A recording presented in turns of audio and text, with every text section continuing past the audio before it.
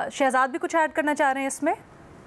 जी देखिए, इसमें कोई शक नहीं है, इंडिया एक बड़ी इकोनॉमी है, 1.5 अरब लोगों का मुल्क है। लोग उनकी तरफ देखते हैं कि बड़ी मार्केट है, बट ऑब्वियसली वो अमेरिका की तरह सुपर पावर नहीं है। और इस वक्त अगर आप देखें, ये इस पूरे मामले से पहले क्या था सिलसिला, जयशंकर थे अमेरिका में कुछ अरसे पहले, जेडी वेंस यहाँ पर आए थे इंडिया में।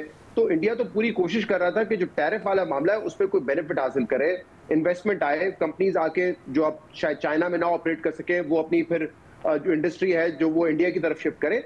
तो इस वक्त इंडिया बहुत ज्यादा डिपेंड कर रहा है अमेरिका पे इस हवाले से कि अमेरिका वहां पे इन्वेस्टमेंट करे, बेहतर टैरिफ डील दे।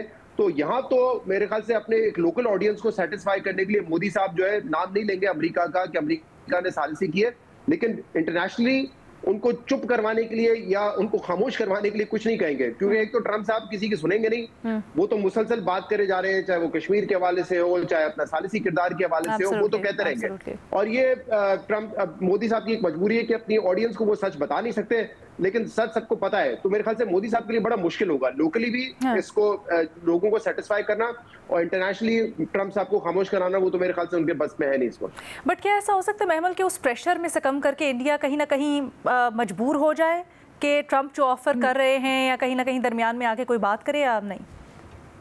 नहीं, देखिए अलीना, जो जो बात हो रही है ना, ये मोदी की जो इतनी भी बातें वो डोमेस्टिक अपनी ऑडियंस के लिए, वो ये ऐसा नहीं करेंगे कि ट्रंप को नाराज करना वो अफोर्ड नहीं कर सकते, क्योंकि देखिए एक ओवरऑल दुनिया के अंदर जो चीज़ें चेंज आ रही हैं, फिर इंडिया की जिस तरह की इकोनॉमी है उनको चाहिए फॉरेन इन्वेस्टमेंट। ये नहीं हो सकता कि वो सोल सुपर पावर को इस वक्त जो है वो नाराज करके बैठ जाए। ओवरऑल भी वैसे अगर आप ट्रंप की पॉलिसी देखिए अलीना, इस वक्त वो मिडिल ईस्ट में है और एक इतना अहम दौर है कि वो किस तरीके से जो है वो चीज़ें कुछ निगोशिएट भी उधर कर रहे हैं, और लोगों की बहुत उम्मीदें भी हैं कि जिस तरह बाद में यूक्रेन और रशिया की जंग बंदी की भी जो मीटिंग कल होनी है टर्की के अंदर, उसके अंदर क्या होता है, क्योंकि अमेरिका का उसके अंदर काफ़ी किरदार है। फिर ओवरऑल अभी जिस तरह पैलेस्टाइन के अंदर जो चल रहा है, अगर उसकी भी जंग बंदी हो जाती है, आप देखें कि जो दो ऑक्यूपाइंग फोर्सेज हैं वो दोनों इस वक्त ट्रंप से नाराज हैं, उसकी पॉलिसी से, इंडिया भी और इजराइल भी। तो ये भी देखने की बात है कि जो, लेकिन वो उसे कुछ कर नहीं सकते, वो उसे कुछ कह नहीं सकते उस तरीके से, क्योंकि at the end of the day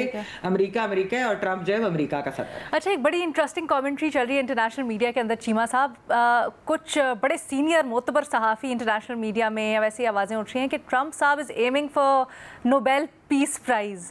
क्या वाकई में ट्रंप साहब ये जो मसला है कश्मीर के ऊपर बार बार बात कर रहे हैं और कह रहे हैं कि इसको वो सालिस बनना चाहते हैं, रिजॉल्व करवाना चाहते हैं, ये एम है उनका आपके ख्याल में? नहीं, वो तो डेफिनेटली वो चाहेंगे, लेकिन मुझे नहीं लगता कि उनको कोई नोबेल प्राइज देगा। और दूसरा ये है कि वैसे ट्रंप किसी की बात सुनता भी नहीं है।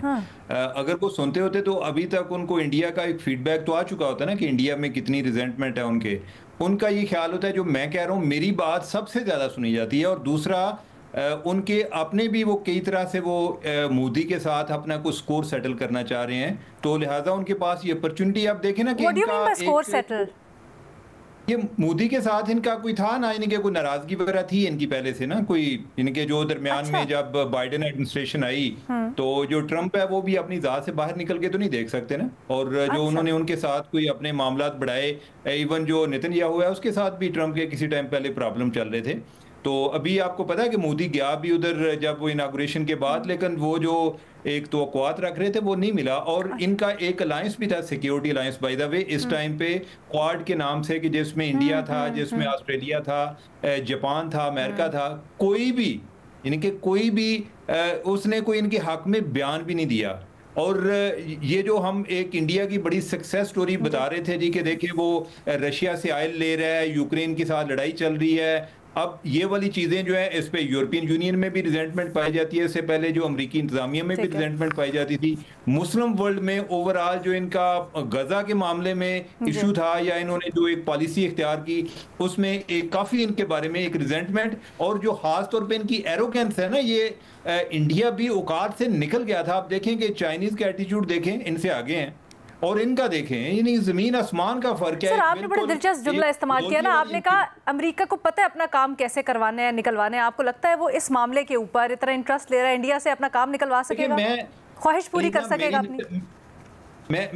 मेरी ना बड़ी मॉडेस्ट एक्सपेक्टेशन है। मैं ये कहता हूँ कि ट्रंप जो है ना रोजाना ट्वीट ही कर देना, और अगर कुछ ना भी कर सके एटलीस्ट ये भी जो है कश्मीर इशू को ये भी इस पर्पज को सर्व करेगा। तो लिहाजा और इंडिया वाले बाय द वे रोजाना गिन रहे होते हैं। मैं कल देख रहा था कि इंडियन जर्नलिस्ट कह रहे थे उसने चौथी दफा फिर वही बात की है। तो लिहाजा वो तो गिन रहे प्रेशर हैं। तो है। तो ठीक है, ठीक है जी। लिहाजा इसका ओवरऑल हम इसके डिफॉल्ट बेनिफिशियरी है ना, वो जो भी कर रहा है उसका हमें तो फायदा ही हो रहा है। एब्सोल्युटली।